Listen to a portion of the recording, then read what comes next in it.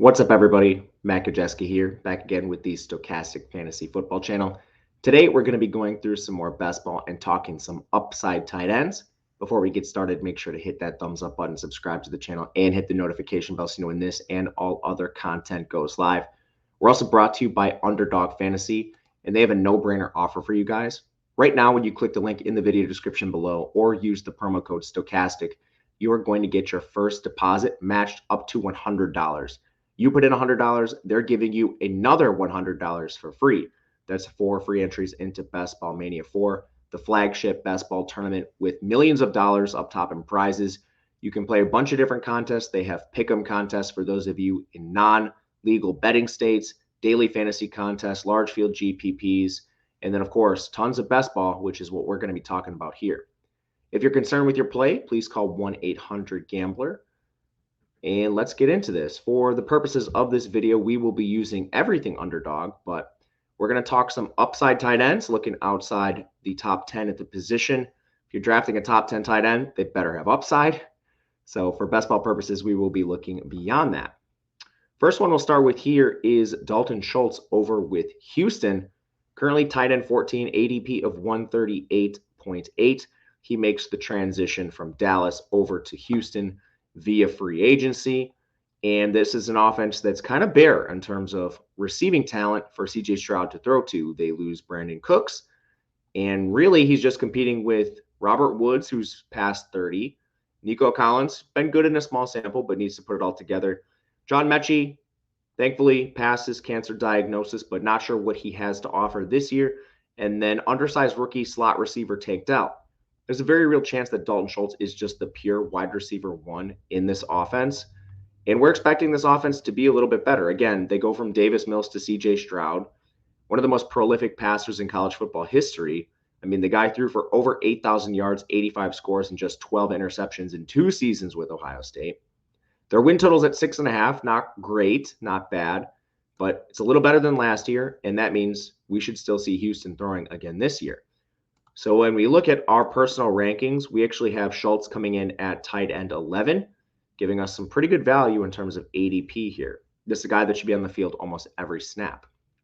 And if you're interested in our rankings, proud to say we've been ahead of a lot of these ADP risers. So you've gotten some good value if you use them. But if you want them, you can click the link in the video description below. It is $39.95 for the entire year. This gives you rankings for all of the major platforms, DraftKings, Underdog, Drafters, you name it. We have it constantly updated. And you'll also get access to our content. So we're talking upside tight ends here. There's an article about that. We've got risers, fallers, boss, everything you need, strategy articles for best ball. It is there. So check that out in the video description below. All right, second tight end we are high on. Tyler Higbee. This one might come as a surprise. ADP of 144.3. He's the tight end 15. Coming off a fairly lackluster year. You know, he's really involved, 72 catches, but a lot of underneath stuff. Just 8.6 yards per reception, 620 yards and 3 scores. Stafford got hurt, so, I mean, you're going to get that when you're using backup quarterbacks that are barely NFL caliber guys. But they didn't really address the receiver position or the tight end position here. Same guys are going to be coming back. Cooper Kupp, of course, will lead the way, but Van Jefferson's positioned as the wide receiver 2. Wide receiver 3 will be some combination of Tutu Atwell, Ben Skowronek, and rookie Puka Nacua. From there, didn't really add anything at tight ends. So Higbee should be positioned to repeat after he played 86% of the snaps last year. Don't really see that changing. And for me, why we're bullish on Higbee, it's less about him, but it's more about the players coming ahead of him. So if you look at the tight ends 11 through 14, we have names Chigo Okonkwo, Dalton Kincaid, Greg Dulcich, and then Dalton Schultz. We're high on Dalton Schultz. So let's talk about the first 3. Chigo Okonkwo. He's a second-year tight end, drafted in the 4th round of the 2022 draft. He's on one of the worst offenses in the entire football league without a clear starting quarterback. He also played on 39% of the team snaps last year. Seems to me we're projecting a massive step forward for Okonkwo in an offense that's completely unsettled. Having him at tight end 11 is a complete surprise to me. This is a guy we have much, much lower than that. So there's alternative 1.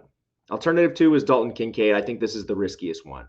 Clear upside with Kincaid in Buffalo's offense. They drafted him with a first-round pick. I can see taking him above Schultz and Higbee. However, there are concerns here. He's still a rookie tight end. Rookie tight ends generally are struggling in their first year. Dawson Knox is still on the roster. This is a guy that's undersized for the tight end position and generally playing in the slot. So, not all roses for Dalton Kincaid year one. I'm a little bit optimistic, and he's the guy I'd be most worrisome, who is most worrisome for me in this range. Last one, Greg Dulcich. This one is just mind-blowing to me. He's going this high. We're talking about another 2022 tight end that was drafted in the third round, does not have a clear role in the offense. You can go back and look at really anything coming out of Denver from the beat reporters. He was called this like jack tight end or joker tight end, which is essentially just a receiving tight end. And it means they're using a lot of different tight ends in specific roles. So, for example, Cecil Lammey, longtime Denver beat reporter, doesn't believe Greg Dulcich is going to carve out a full-time role in this offense. I personally agree with him. And then you also have to deal with the rapidly declining Russell Wilson. Not to mention that offense is Jerry Jeudy, Cortland Sutton, Marvin Mims coming in. You've got like 4 tight ends on the roster. It's unbelievable to me that you've got Chig Okonkwo and Greg Dulcich in particular going above Schultz and Higbee. Again, Kincaid, I think we can justify that a little bit. Anyway, all that to say, that's why we're bullish on Tyler Higbee in our rankings and have him tied in 12. Less about Higbee, more about the complete uncertainty of the tight ends around him. And our last tight end upside candidate is Irv Smith Jr. of the Cincinnati Bengals, signs a 1-year deal in free agency. I think everything we just said about Chig Okonkwo, Kincaid, and Dulcich applies here. And Irv Smith goes even later than this. He's the tight end 18. You can get him with an ADP of 153.7. And I understand the concerns. They didn't invest a lot in Irv Smith. At the same time, this tight end room is about as bare as they come. We're talking about players like Devin Asiasi, Tanner Hudson. These players have been cut from their first teams. So we're really talking about non-existent depth at the tight end position. They don't really have any option but to play Irv Smith on all of the snaps. And we've kind of seen Cincinnati play tight ends of a lesser talent profile, full complements of snaps. They did this with CJ Uzomah. They've done this with Hayden Hurst. And no, these guys aren't going to be focal points of the offense. We don't expect Irv Smith to jump T. Higgins or Jamar Chase or even Tyler Boyd. But what we have seen in the past is guys like CJ Uzomah and Hayden Hurst pop up for spike weeks. That's exactly what we're looking for with tight ends outside the top 150 in terms of ADP. This is a guy you're adding as your tight end 2 or your tight end 3. You can enjoy the spike weeks associated with the Bengals offense, and it comes at a reduced cost here. Very easy to stack with Joe Burrow. So we have Irv Smith as tight end 16. We'll continue to be aggressive with him in terms of rankings and ADP. And currently that is where we find ourselves now. He's tight end 18 on Underdog, and we have him tight end 16. Thank you guys for watching. That'll do it for us today. If you have any comments, please leave them. Let me know if you are with me on these 3 tight ends as upside pieces you can get late in drafts.